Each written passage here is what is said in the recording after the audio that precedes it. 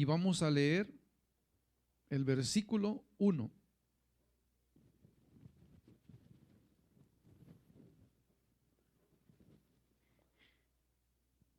El capítulo 21 está antes del 20. Aleluya.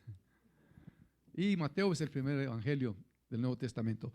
Dice la bendita palabra de Dios: cuando se acercaron a Jerusalén y vinieron a Betfagé, al monte de los olivos, Jesús envió 2 discípulos, diciéndoles: id a la aldea que está enfrente de vosotros, y luego hallaréis una asna atada y un pollino con ella. Desatadla y traédmelos. Y si alguien os dijere algo, decid: el Señor lo necesita, y luego los enviará.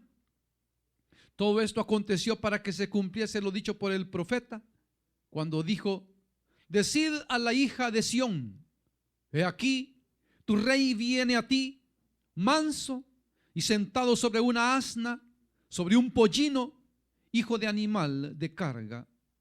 Y los discípulos fueron e hicieron como Jesús les mandó, y trajeron el asna y el pollino, y pusieron sobre ellos sus mantos, y él se sentó encima. Y la multitud, que era muy numerosa, tendía sus mantos en el camino, y otros cortaban ramas de los árboles y las tendían en el camino. Y la gente que iba delante y la que iba detrás aclamaba diciendo: Hosana al Hijo de David, bendito el que viene en el nombre del Señor, hosana en las alturas. Cuando entró él en Jerusalén, toda la ciudad se conmovió, diciendo: ¿quién es este? Y la gente decía: este es Jesús el profeta de Nazaret de Galilea. Amén. Hasta ahí dejamos la porción. Pueden tomar su asiento, por favor. En esta porción que hemos leído, hermano y hermana, mencionábamos en la lectura anterior que iba a darse de nuevo, hermano, un giro en el ministerio de nuestro Señor Jesucristo, donde ahora, hermano, el Señor va a entrar a Jerusalén para ya no más salir de ahí. Iba, hermano, a durar solo esa semana en Jerusalén y ahí lo iban a matar. Sin embargo, antes de que eso suceda, hermano, acontecerán muchas cosas todavía de las cuales esperamos poder aprender. Una de ellas es esta narración. Aunque se habla aquí, hermano, de algo quizás muy diferente a lo que nosotros conocemos por el tiempo, hermano, en el cual esto aconteció. Pero si usted se recuerda, hermano, eran tiempos donde los imperios, los países mismos, hermano, se iban a la guerra unos contra otros para, hermano, someterse los unos a los otros. Y Israel tenía ya un poco más de 100 años de estar sometidos al imperio romano. Y antes del imperio romano se sabe los otros imperios que hubieron, pero el imperio griego dejó mucha influencia. Dejó mucha influencia. Y una de las influencias es de la manera en que se le daba la bienvenida a los reyes o a los generales o soldados que venían de conquistar otras tierras. En esas, bueno, le llamaban eso, la de entrada triunfal, así le llamaban. Si usted lee historia secular, usted va a leer, todavía se encuentran lo que se llaman los arcos del triunfo, el arco del triunfo. Entonces, esos arcos, hermanos, se erigían con estos propósitos. Cuando se le iba a dar la bienvenida a un rey que venía de la guerra, a un ejército que venía de guerrear, por supuesto, cuando ellos venían en victoria, esa era una algarabía, una fiesta tremenda. Cuando ellos eran derrotados, dice, hermano, no había tal fiesta, sino que entraban como a escondidas por la vergüenza que venían derrotados.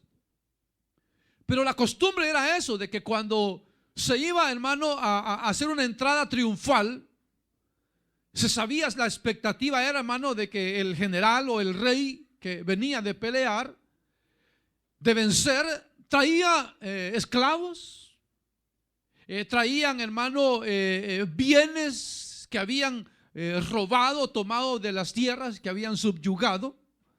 Entonces eso era realmente, hermano, una fiesta para los griegos. Luego que los romanos lo aprendieron de los griegos, y luego los israelitas también, hermano, lo aprendieron de ellos. Entonces por esa razón es que, hermano, se le ha llamado a esta la entrada triunfal, pero no es porque el Señor viene a Jerusalén victorioso, porque Él viene porque le van a hacer rey. Bueno, la multitud, especialmente los que porque el Señor, recuerden que Él venía para Jerusalén con una gran multitud. Y la mayor parte de gente que lo recibía y seguía al Señor eran los galileos. Porque usted sabe, el Señor se crió, hermano, en Galilea, y la mayor parte de su ministerio fue en Galilea. Entonces Jerusalén, el Señor lo visitó 2, lo mucho 3 veces, y eran, hermano, casi entradas por salida, de tal manera que al Señor en Jerusalén nadie lo conocía, casi nadie. Entonces, hermanos, se preparaban esas entradas triunfales.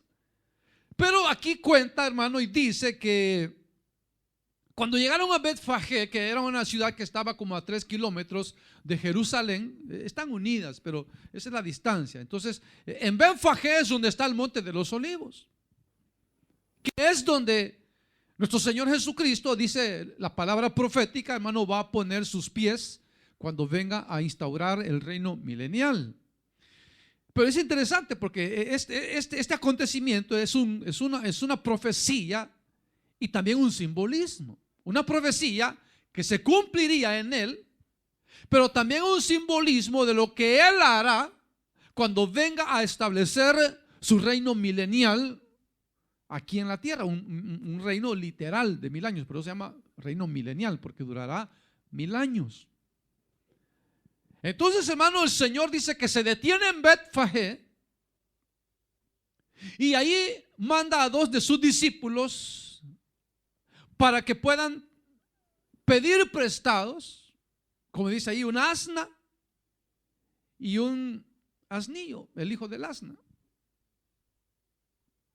Pero el Señor, hermano, aunque hay muchas, como le digo, similitudes en lo que hacían los griegos y los romanos en estas entradas triunfales, hay también algunas diferencias que la hacen diferente, porque los propósitos, por supuesto, del Señor son diferentes.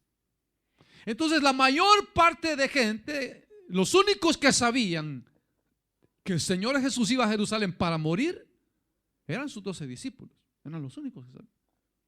De ahí la mayoría de la gente no sabía, sino que la mayoría de la gente pensaba que Él iba a recibir su reino para quitarles del yugo de la esclavitud de los romanos.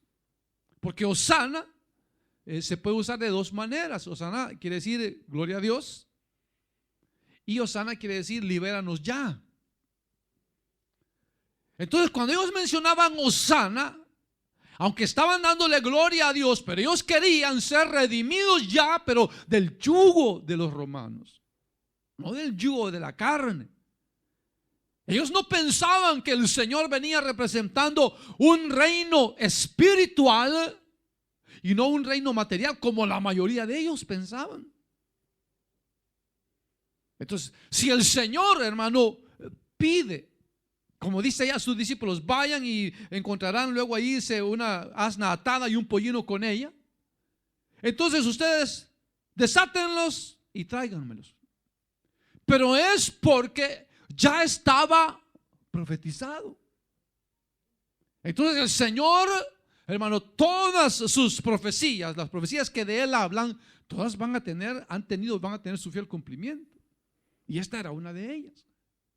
Que Dios le estaba diciendo a su pueblo Israel. ¿Se acuerda, hermano, cuando en Miqueas el Señor dice acerca de Israel? Le dice al pueblo de Israel a través del profeta Miqueas, le dice: el Señor mismo os dará señal. Y entonces, fíjese, cuando a usted, hermano, le dicen algo y le dan una señal certera, para que cuando usted vea esta señal, usted diga, esto es lo que me dijeron. Está fácil, ¿verdad? Porque le han dado una señal. Le han dado una señal. Entonces aquí el Señor dice al pueblo de Israel, dice, el Señor mismo os dará señal. He aquí que la Virgen concebirá y dará a luz un hijo. Fíjese, hermano, era una señal tan clara. Claro que la gente que no entiende el concepto de virgen, hermano, piensa que virgen se refiere a una mujer santa, una mujer inmaculada, como piensan de María. Pero la Biblia no se refiere a una mujer santa o inmaculada, porque María, aunque, hermano, fue el vaso que Dios usó, fue un ser humano como usted y yo. Un ser humano como usted y yo. Sino que, hermano, cuando el profeta habla, está hablando, hermano, de una jovencita que sin tener relaciones íntimas con un varón iba a concebir. De eso se trata. Eso es lo que le está diciendo el profeta Elías. Una niña, una jovencita que no ha tenido relaciones sexuales con un hombre va a concebir, y esa es la señal de que ese es el Mesías enviado. Nació el Señor y usted sabe, ni cuenta se dieron. Ni cuenta se dio el pueblo de Israel. Sabían dónde iban a nacer, como decía el profeta, dónde iban a nacer. Sin embargo, como su corazón lo tenían duro, ellos no entendieron la profecía. No lo entendieron. Entonces, aquí es otra de las señales que Dios le da a los israelitas. Porque cuando habla de hija de Sión, se está refiriendo a Jerusalén. Entonces dice claramente que el profeta les dijo claramente, hermano, el profeta Zacarías, Dios lo usó, le dijo, decid a la hija de Sión, o sea, decid a los israelitas, he aquí tu rey viene a ti manso, sentado sobre un asna, sobre un pollino, hijo de animal de carga. O sea, la señal está clara. La señal está clara. Que iba a venir el rey, que ese sería el Mesías, a quien ellos debían de creer toda palabra para poder ser redimidos, salvos. Pero ve, hermano, fíjese, esa era la señal. Entonces viene el Señor y dice Señor, vamos a cumplir la profecía. La profecía dice que debe de ser con un asna y un pollino. El asna es la mujer del burro, ¿verdad? El femenino del burro, y el pollino es el hijo de la burra. Pero fíjense algo interesante. Entonces, imagínense, viene el Señor, y como Dios es tremendo, ¿verdad?, para cumplir sus propósitos, ellos no sabían quién vivía en esa casa. Ni sabían cómo iba a reaccionar las gentes al ver que, hermano, estaban prácticamente robándole su asna con su pollino. Es como si usted esté en su apartamento, en su casa, y de repente vea que alguien está abriendo su carro. ¿Qué va a hacer usted? 911, ¿verdad? Es mi carro. ¿Qué está haciendo con mi carro?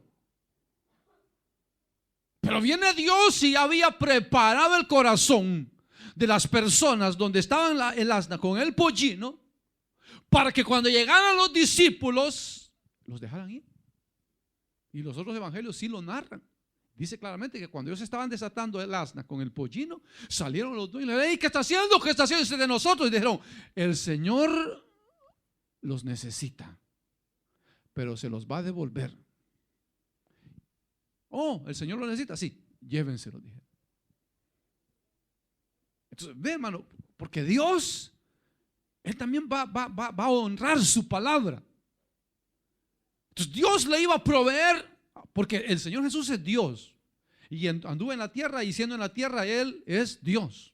Él no dejó de ser Dios, pero Él no podía usar sus atributos de Dios completamente, Porque entonces, hermanos, si Él se hubiera mostrado como Dios, todos los incrédulos hubieran creído en Él. Pero entonces, por eso otra de las profecías dice que cuando Él apareciera, Él iba a aparecer sin parecer bonito, sin parecer alguno, dice, por decir, o sea, el aspecto de Él iba a ser un aspecto que no iba a parecer rey. Ahí dice, sin parecer alguno, como para que le deseamos. Entonces el Señor no mostraba ningún atributo, hermano, que atrajera, que dijera, este tiene algo, hay algo que tiene para ser rey. No, sino que sentían que Él hacía algo diferente cuando hacía los milagros. Pero con respecto de que creyeran que Él era el rey, el Señor dijo, vas a ir a la tierra, mi hijo, pero no vas a aparecerte como rey, vas a aparecerte como el hombre más humilde de la tierra. Por eso es que le hicieron lo que le hicieron y Él no abrió su boca. Entonces Dios le proveyó a Él, hermano, todo. Fíjese, el Señor Jesús no tenía bienes materiales, pero durante su ministerio no le faltó nada. No le faltó nada. Todo lo que Él ocupó, desde el elemento humano hasta las cosas materiales, Dios se las suplió. Porque fue Dios quien le suplió a los 12 discípulos, incluido al hijo de perdición que era Judas. Le proveyó comida, todo le proveyó. En este momento no iba a ser la excepción. Dios le iba a proveer el asna y el pollino.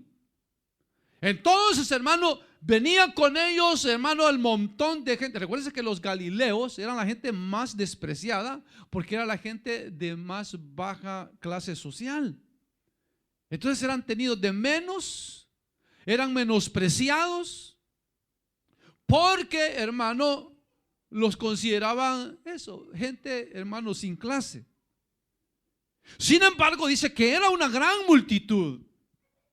Entonces dice, hermano, llegaron, le llevaron el asna y le llevaron al pollino. Entonces la costumbre en esos lugares, hermano, es que era para cuando, recuérdense que era un país agrícola. Entonces, para hacer trabajar o enseñarle a trabajar a un pollino, a un burrito tiernito, joven, lo que hacían era que la mamá se la ponían atrás y al burrito lo ponían a trabajar para que el burrito, al ver a su madre, él siguiera trabajando y aprendiera a trabajar la tierra como se debe trabajar. Entonces por eso es que llevaba la asnita ahí atrás. Entonces el Señor se subió en el pollino, porque ahí dice, en un pollino, hijo de animal de carga. Pero usted puede ver, hermano, yo no sé qué tan difíciles son los burros de amansar. Sí conozco burros que es difícil amansarlos, pero son burros humanos, ¿verdad? Pero hay los burros, yo no sé si los burros cuesta amansarlos. Yo no sé si cuesta amansarlos, pero la cosa es de que acuérdese que el Señor, Él tiene autoridad sobre todo. Y cuando el Señor se sentó, era el primer ser que se subía en ese animalito. Y entonces cuando el Señor se sube, el animalito no rebuzna ni hace nada. No rebuzna, porque era el plan de Dios, perfecto. Entonces dijo el Señor, vámonos. Y entonces en todo eso la multitud ya se había adelantado, algunos, a preparar lo que se llama o se llamaba la entrada triunfal. Entonces ellos fueron y prepararon las entrada y todo, pero ellos, porque a los israelitas en Jerusalén, ellos no aparecen todavía, aquí no están con Él. La multitud que le sigue son de otras ciudades, mayormente los galileos.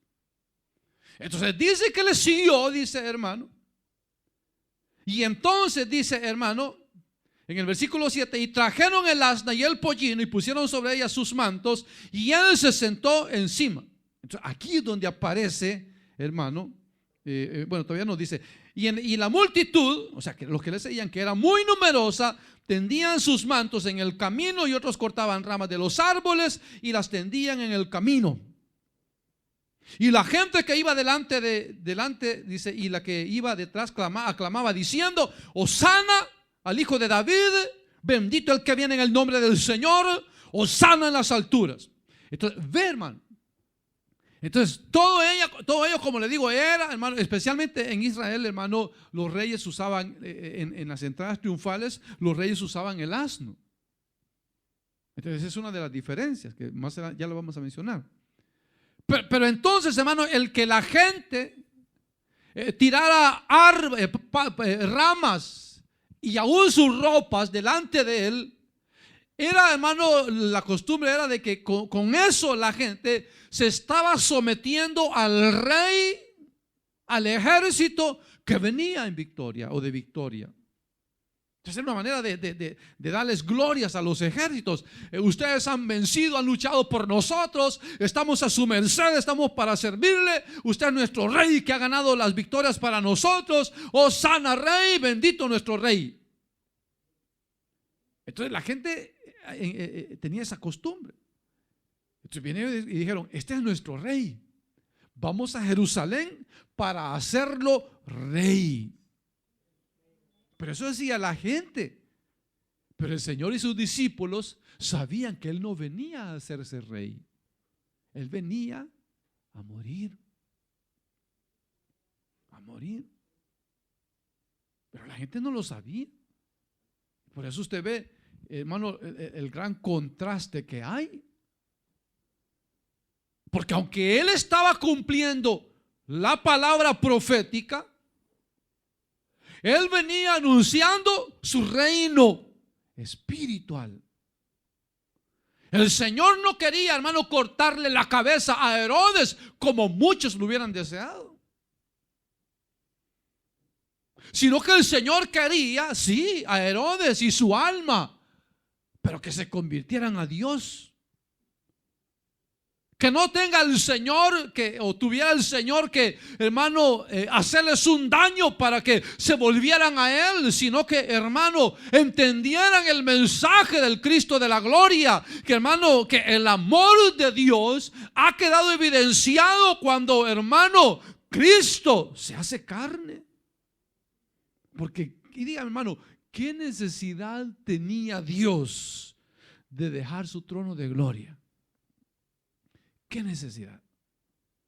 Donde, hermano, los ángeles le tributan glorias y alabanzas, donde domina, donde gobierna. ¿Qué necesidad tenía de despojarse de su gloria, de su divinidad, de despojarse, hermano, de ese trono de gloria y tomar un cuerpo a semejanza de hombre y venir a esta tierra, hermano? No solamente, hermano, para sufrir el suplicio, hermano, sino para hasta aguantar hambre, hermano. Hasta aguantar hambre. A que le dieran, hermano, a beber hiel mezclada con vinagre. ¿Qué necesidad tenía Dios de eso? Nada, ni una necesidad. Pero todo lo hizo porque, hermano, el lugar donde usted y yo merecíamos estar y morir era la cruz. Y Él dijo: no, yo me voy a poner en lugar del pecador. Y en lugar de que la ira de Dios cayera sobre nosotros, cayó sobre Él.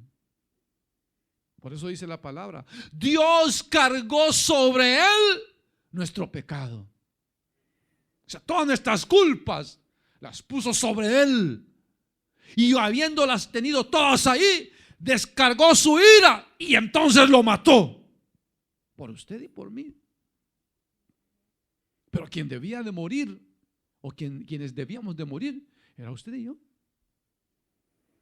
Era usted y yo, los pecadores. Sin embargo, Él se toma el cuerpo de hombre, nace, hermano, en un lugar humilde, en una familia humilde, de una manera, hermano, milagrosa, porque así decía la profecía, milagrosa. Pero todo ello por amor a nosotros los pecadores. Imagínense. Como dice el himno, Cada gota que derramaba, mis pecados perdonaba. Cada clavo, cada martillazo, hermano, era el pago por nuestras culpas. Por nuestras culpas. Si se dejó enclavar, si se dejó, hermano, que le clavaran una corona de espinas en su cabeza, si dejó que le cruzaran con una lanza su costado y que sus pies fuesen traspasados con clavos, hermano, fue por amor a nosotros. Por amor a nosotros, hermano. Que dígame, hermano, ¿qué hacíamos nosotros por Dios? Nada.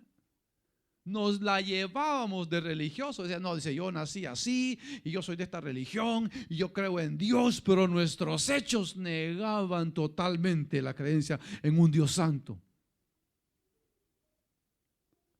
Lo negaba.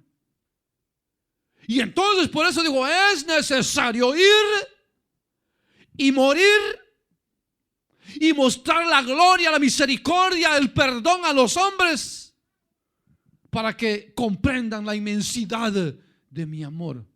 Por eso dice Dios a través del apóstol Pablo, dice, indiscutiblemente, así dice, indiscutiblemente grande es el misterio de la piedad. ¿Cuál misterio? Dice, Dios fue manifestado en carne. Dios, hermano, Dios. Usted sabe cómo se ve la tierra, hermano, desde un punto del universo lejano a la altura de la luna. Dicen los astronautas que han llegado que se mira como la cabecita de un alfiler. Así se ve la luna, la tierra desde la luna, desde la luna. Ahora, digamos de los otros planetas, digamos Plutón, que es el último. ¿Cómo cree que se ha de ver? No se ha de ver. Ahora, de la presencia de Dios, ¿cómo cree que se ve la tierra? ¿Cómo cree que se ve? Desde la presencia de Dios, que Dios está en el infinito. Imagínese cómo se ha de ver. Pues en ese lugar del universo, donde humanamente, hermano, no se puede ver, Dios lo vio y dijo, ahí, en ese puntito, en esa galaxia, en ese sistema solar, en ese planeta, ahí voy a descender y me voy a hacer carne. Imagínate. Y es que mire, hermano, como le digo, el concepto de Dios lo tenemos tan chiquito nosotros, como tan chiquito es nuestro cerebro. Entonces por eso lo metemos aquí en la cabeza. Dicen, no, Dios no es poder, Dios no es posible, Dios no, yo no creo que Dios pueda hacerlo, porque lo tenemos aquí en esta masita gris. Pero si usted y yo fuésemos siquiera a la luna y viéramos la tierra, le aseguro que cambiaríamos nuestra manera de pensar. Aunque a la mayoría de los astronautas les ha caído mal ir a la luna, porque la mayoría de ellos, hermano, después de un viaje espacial, los que son casados vienen a divorciarse. Ahí se pueden decir, viene el lunático. Pero ¿por qué cree que cambian su manera de pensar? ¿Por qué cree que cambian su manera de ver la vida aquí en la tierra? Algo pasa. Algo pasa. Algo pasa, porque aquí, hermano, el pelearnos por un carro, por un lote, hermano, una casa, hermano, es motivo de matarnos a muerte, ¿verdad? Y cuando uno ve la tierra que es un puntito y dice, y por ese puntito, por un poquito de ese puntito, yo me estoy matando. Estamos locos. Estamos locos. Estamos locos. Yo sé que aquí no hay nadie que anda peleando por cosas materiales, porque ustedes no son pleitistas, pero por si acaso alguien me está escuchando aquí en YouTube. De esos que por todo quieren pelear, hermano, cosas materiales, ¿verdad, hermano? Ese es, hermano, el inmenso amor de Dios, que pudo haberse ido a otra galaxia, hermano, pudo haberse ido a otro sistema solar, pero Él escogió este que Él mismo creó, el sistema solar en el cual vivimos usted y yo. Y escogió esta chibolita que se llama Tierra. Y ahí, en ese puntito, se metió en el vientre de una virgen. Imagínense, Dios en el vientre de una virgen. Dios, el creador del universo, solo para que usted y yo lo conociéramos. Solo para eso dice que Dios vino a mostrarnos su gloria a través de su Hijo Jesucristo. Entonces digo, Señor, hay que cumplir la profecía. Si mi Padre Celestial le ha dado una señal a mis hermanos los israelitas, hay que cumplirla. Más de alguno la va a entender. Y entonces se montó en el pollino, como decía el profeta Zacarías, y entró con la multitud. Y aquí es donde aparecen los israelitas en Jerusalén. Mire, versículo 10. Cuando entró él en Jerusalén, o sea, él no había entrado, y la mayoría de la multitud no había entrado, toda la ciudad se conmovió diciendo: ¿quién es este? Entonces ve que en Jerusalén no conocían al Señor, porque cuando ven que viene la multitud, y cuando ven que viene, hermano, un hombre montado en un pollino y detrás un asna, y al cual le clamaban Hosana, bendito el que viene en el nombre del Señor, bendito el Hijo de David.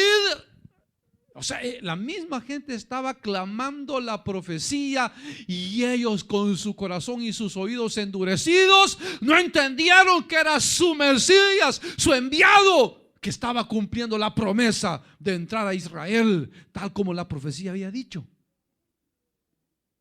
Y en lugar de entenderla, se confundieron, se conmovió, dice, y a tal punto que nadie sabía qué pasaba. Dice: ¿y qué pasa? ¿Qué pasa? ¿Quién es ese? Decían.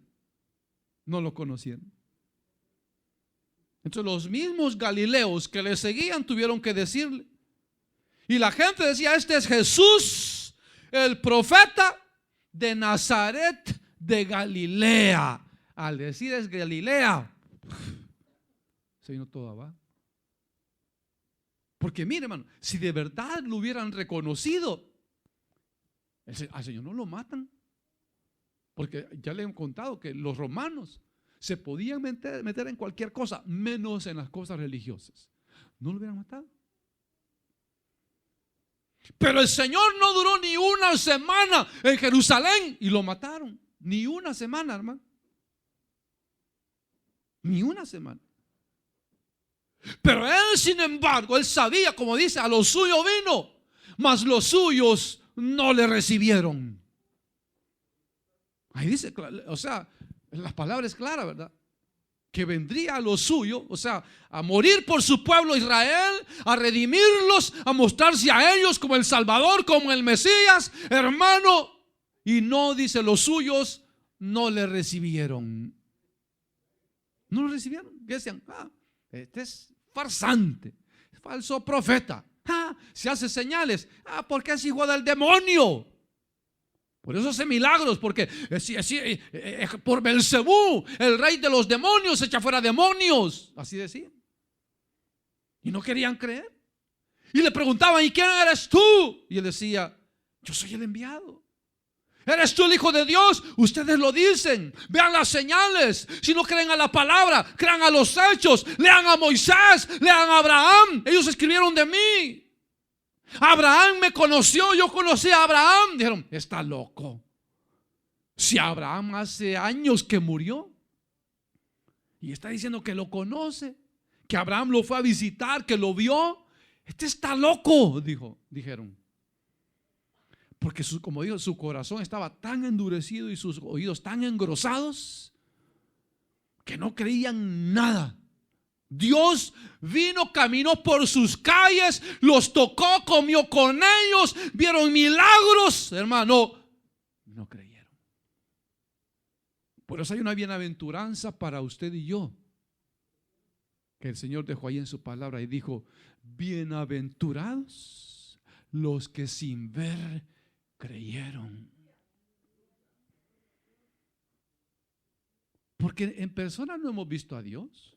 Podemos haber tenido una experiencia espiritual, podemos haber escuchado la voz de Dios, hermano, pero verlo, tocarlo, a recostarnos en su pecho, hermano, comer con Él, andar con Él, vivir con Él, hermano, qué dicha. Por eso es, hermano, tonta la pregunta de muchos ateos que dicen: no sé, yo hasta no ver, si no se me aparece Dios, yo no creo. Qué lástima, qué lástima. Porque no hay necesidad, hermano, de ver. No hay necesidad de ser un erudito. Podemos ser muy tontos, pero con 2 dedos de frente que tengamos, podemos entender las verdades bíblicas. Sí, por eso el profeta dijo: este es un camino tan fácil de seguir, dice, que hasta el más tonto, por tonto que sea, no se perderá si camina en él, dice. Así dice.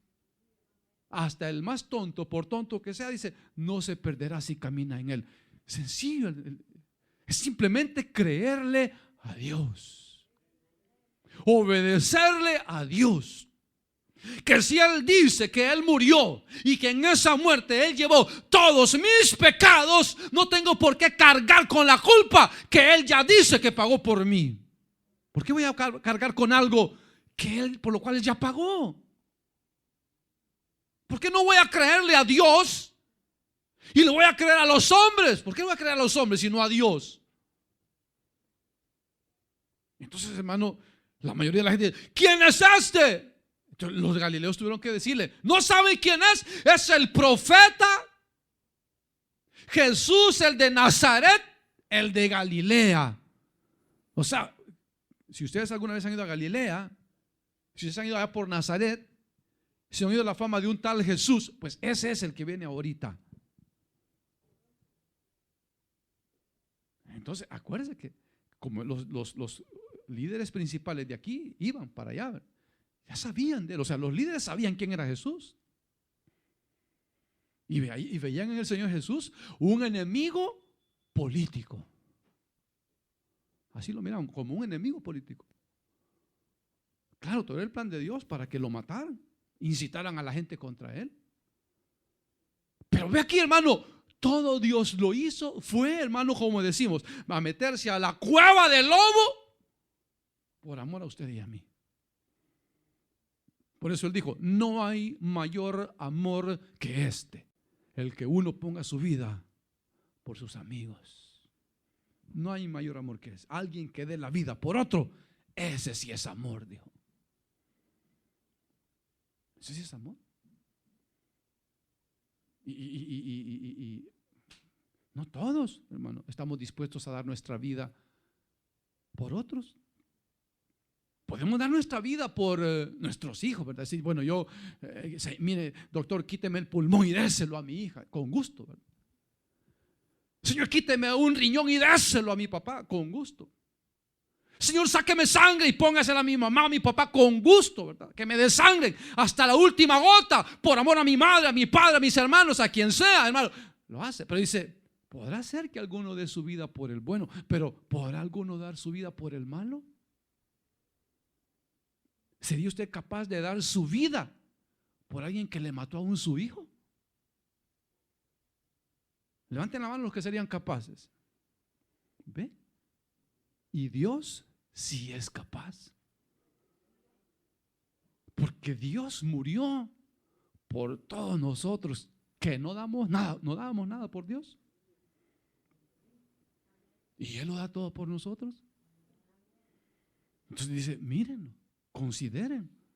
Si no hay mayor amor que este, consideren entonces cuánto yo os amo a ustedes, que di mi vida por ustedes. Imagínense cuánto nos aman, que dio su vida por nosotros. Y nosotros, hermano, ni una hora le queremos dar a Dios, ni 2 horas le queremos dar a Dios. Cuestionamos, hermano, y estamos ahí, hermano, siempre anteponiendo razones, excusas para no darle a Dios, para no servirle, para no, hermano, ser para Él. Y Él no escatimó esfuerzos, no escatimó dolor, no escatimó, hermano, rebajarse y hacerse como nosotros, y todo por amor. Por amor, hermano. Y no solo eso, hermano. No solamente Él se humilló hasta lo sumo, hasta la muerte y muerte de cruz, sino que nos ha elevado a usted y a mí a la posición de Él. Sí, porque Él nos dijo, se recuerda que dijo: yo me voy y voy a ir a preparar lugar para ustedes, para que donde yo estoy, ustedes estén. Imagínense, no nos va a tener de criados, nos va a tener en el mismo honor donde Él está.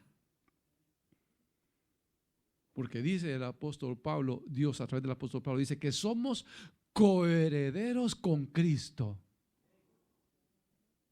¿Quién no entiende esta palabra, coherederos? Si no lo entiende, se la voy a explicar. Coheredero quiere decir que alguien ha recibido una herencia, y entonces el coheredero va a recibir parte de esa herencia igual que el que la recibió. Ese es el coheredero. Entonces usted y yo vamos a recibir parte de lo que Dios le va a dar a su Hijo Jesucristo. Imagínense, no solo nos vino a sacar, como dice la palabra de Dios, del lodo cenagoso, del lago de miseria, hermano, sino que nos sacó de ahí, nos lavó con su sangre preciosa, hermano, nos sacudió, hermano, nos ha hecho criaturas nuevas, ha puesto un cántico nuevo en nuestro corazón, y entonces dice: ahora tú serás mi hijo, yo te he engendrado, yo te he tomado como mi hijo, ahora yo te adopto como mi hijo, ahora serás mi hijo, yo seré tu padre y tú mi hijo, me llamarás padre y yo te llamaré mi hijo, y estaremos juntos. ¿Ve? Lo único que Dios pide es que le creamos que es verdad, como dicen los salvadoreños, que no nos está dando paja Dios, no nos está dando garabato, no nos está lavando el cerebro, nos está diciendo la verdad, verdad, que Dios no es hombre para mentir, ni es hijo de hombre para arrepentirse. Por eso dijo el Señor: escriban, escriban, escriban, que todo lo que las promesas que yo estoy haciendo para ustedes, escríbanlas para que se cumplan. Y entonces vino el Señor y dijo: sí, dice mi Padre, el cielo y la tierra pasarán, mas su palabra no pasará. Pueden pasar imperios, pueden morir reyes, caer reinos, mas su palabra no pasará. Se va a morir, hermano, Fidel Castro, que ya está muerto en vida, pero se va a morir y su imperio caerá, mas el imperio del Hijo seguirá en pie.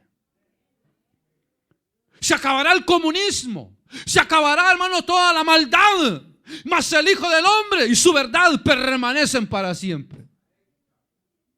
Nadie puede vencer a Dios. Dios es invencible. Así que si usted es un loser, usted es un perdedor, no le sale nada, ni la ciguanaba le sale.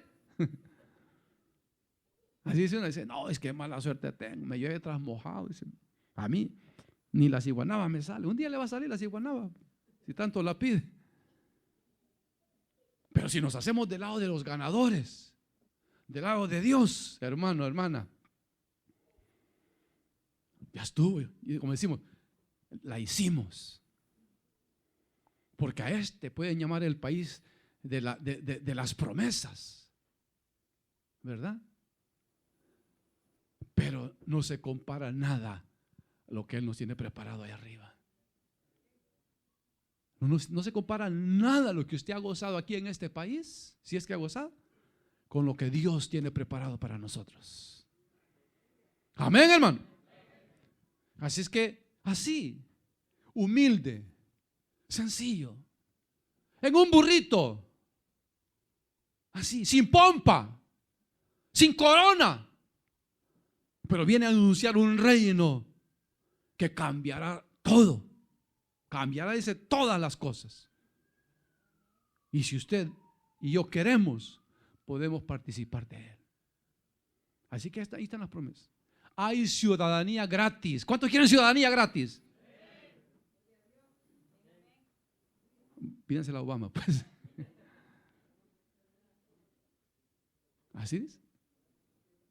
Nuestra ciudadanía está en los cielos.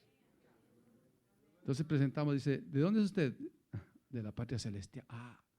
O sea que usted es el dueño de la tierra. Sí, mi padre es el rey, el dueño de esta tierra. Es que yo soy su hijo. Miren. Seremos los dueños de este pedacito de cabecita de alfiler y de todo el universo. Seremos los dueños. Pero solo está en que usted dé el paso de fe de que le crea a Dios. Si no, quédese con sus santitos, quédese con sus figuritas, quédese con su filosofía, quédese con su carro, con su casa, quédese con su todo, cómaselo, lléveselo al infierno si quiere. Pero otra cosa es cuando ya estemos delante de Dios, que allá nada vamos a presentar, ni vamos a llevar, ni vamos a tener excusa, porque le vamos a dar cuenta a Él de todo, dice, y de todo Él nos dará recompensa, hayamos hecho, sea bueno o sea malo. Amén, hermanos. Ya nos pasamos del tiempo. Pero ¿qué importa?